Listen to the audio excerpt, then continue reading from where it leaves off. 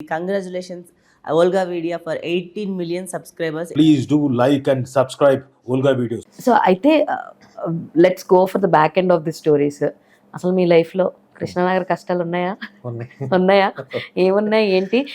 మిమ్మల్ని ఎవరైనా మోసం చేశారా? బేసిక్గా చాలా మంది నేను రెగ్యులర్గా అడిగే క్వశ్చన్ ఏంటంటే, హీరో అవ్వాలనుకున్న వాళ్ళని కావచ్చు, డైరెక్టర్ కావాలనుకునే వాళ్ళు కావచ్చు, కొంతమంది ఉంటారు ఇక్కడ ఈ చుట్టుపక్కల ఇంద్రనగర్ గడ్డ మీద, నేను డైరెక్టర్ని చేసేస్తా పట్టుకొచ్చే 10 లక్షలు అంటారు, లేదా నేను యాక్టర్ని చేసేస్తా పట్టుకొచ్చే 25 లక్షలు అంటారు.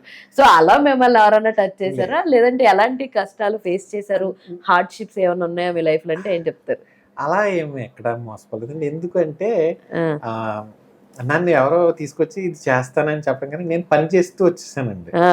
అంటే కాలేజ్ ఫైన్ ఆర్ట్స్ చదివినప్పుడు నేను ఇందిరానగర్లో ఉండేవాడిని, రూమ్లో ఫ్రెండ్స్తో ఉండేవాడిని. కాలేజీలో ఉన్నప్పుడే టైటిల్స్ అవకాశం వచ్చింది. టైటిల్స్ ఫస్ట్ అవకాశం ఎలా వచ్చింది? టైటిల్స్ ఫస్ట్ ఏంటి? కొత్త బంగారు లోకమేనా? కొత్త బంగారు. మా క్లాస్మేట్ ఒక అమ్మాయి ఉన్నారండి, వాళ్ళ హస్బెండ్ ఫిల్మ్ ఇండస్ట్రీలో ఉంటారు. ఆయన అనిల్ భాను అన్న వాళ్ళకి రికమెండ్ చేశారు ఏంటంటే, లెటర్స్ బాగా రాస్తావు కదా, కాలిగ్రఫీ, అలా ఒక టైటిల్ రాయాలి అని చెప్పారండి. అది నేను రాసా, అది వర్కౌట్ అవ్వలేదండి. అంటే ఆ డిజైన్సే వీళ్ళు చేయలే, అనిల్ భాను అన్న వాళ్ళు చేయలే, వేరే వాళ్ళు చేశారు ఫైనల్ గా. అప్పుడు ఆ రోజు పరిచయం ఏర్పడింది. తర్వాత ఒక రోజు ఫోన్ చేసి కొత్త బంగారు లోకం టైటిల్ చెప్పారు. నేను ఊర్లో ఉన్న కాకినాడలో హాలిడేస్ ఏదో చెప్తే రాసి పంపిస్తానని చెప్పి రాసి అక్కడ పేపర్స్ మీద పెయింట్. అంటే ఇప్పుడు నాకు డౌట్, టైటిల్స్ చెప్పినప్పుడు మీకు స్టోరీ చెప్తారా? చెప్పి ఇవి ఇంక్లూడ్ అవ్వాలని వాళ్ళు చెప్తారా, లేదంటే మీరే? నేను కొన్ని చేస్తానని కొన్ని వాళ్ళు చెప్పేవాళ్ళు. మెయిన్ లైన్ ఏంటి, లవ్ స్టోరీయా, కొంచెం ఫీల్ గుడ్ ఉండాలా, లేదంటే స్ట్రోక్స్ ఉండాలా, లేదంటే ఇది థ్రిల్లరా, హారరా, ఇలా చెప్తారండి. ఆ చెప్తుంటే వాళ్ళు, నేను ఆ జర్నీలో నేను ఒకసారి థింక్ చేసి రాసేవాడిని. కొన్ని కనెక్ట్ అయ్యాయి కదా, అలా జర్నీ స్టార్ట్ అయిందండి. అవన్నీ నేను కాలేజీలో ఉన్నప్పుడు సరదాగా నేను అంటే స్కూలింగ్ చదివినప్పుడు మా ఫ్రెండ్స్ ఉంటే వాళ్ళందరికీ బుక్స్ మీద హెడ్డింగ్స్ రాసేవాడి. Social studies, science book, maths book, homework ఇలాంటివి రాసేవాడిని. అవి కాస్త తర్వాత 10th క్లాస్ అయిపోయిన తర్వాత మధ్యలో కొన్ని రోజులు నేను స్టడీ బ్రేక్ వచ్చిందండి. ఆ టైంలో నేను మళ్ళీ ఈ పెయింటింగ్, డ్రాయింగ్ నేర్చుకున్నాను కాకినాడలో. ఆ తర్వాత మళ్ళీ ఫైన్ ఆర్ట్స్ ఇక్కడ బిఎఫ్ఏ జాయిన్ అయ్యాను. బిఎఫ్ఏ జాయిన్ అయిన తర్వాత ఈ టైటిల్స్ అనేవి వచ్చిందండి. ఇవి నాకు ఎలా అంటే అండి, ఇండస్ట్రీకి నాకు కనెక్షన్, ఒక పరిచయం వచ్చేలా. ప్రతి సినిమాకి ఒక డైరెక్టర్ పరిచయం అవుతారు, లేదా ఒక ప్రొడ్యూసర్ పరిచయం అవుతారు. ఓ అనే సినిమా రాశాను, అలా అనమాట నా డైరెక్టర్ పరిచయం. అలా ఒక్కొక్క సినిమా తర్వాత యువత అనే సినిమా రాశాను, ప్రయాణం రాశాను. అలా ఒక్కొక్క సినిమా త్రూ కొంతమంది పరిచయస్తులు, అలా పరిచయాలు పెరగడం, అందరూ ఫోన్ చేసినా హలో వీరు అని గుర్తుపట్టడం. 300 పైగా రాశాను.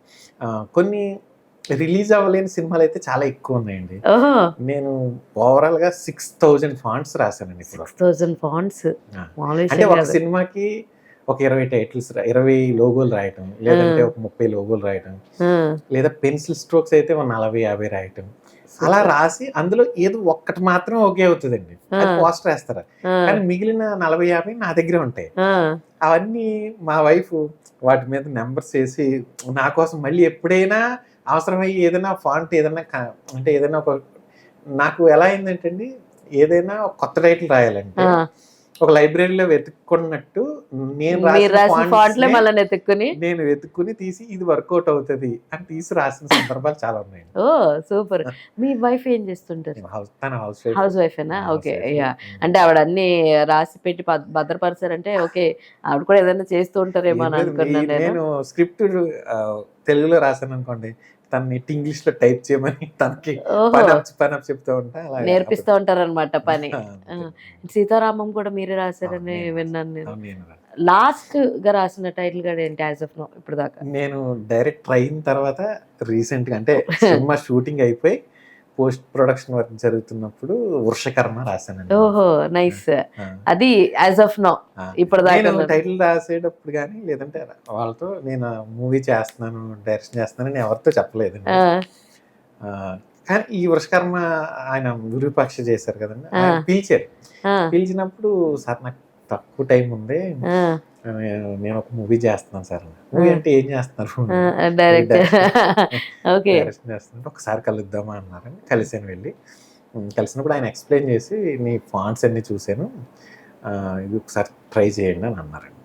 సరే అని మధ్యలో ఏదో నైట్ టైం గ్యాప్ ఉన్న టైంలో కొంచెం ఒక 2 days గ్యాప్ పెట్టుకుని ఆ వృషకర్మ రాశానండి. ఓకే, సూపర్, మామూలుగా లేదు.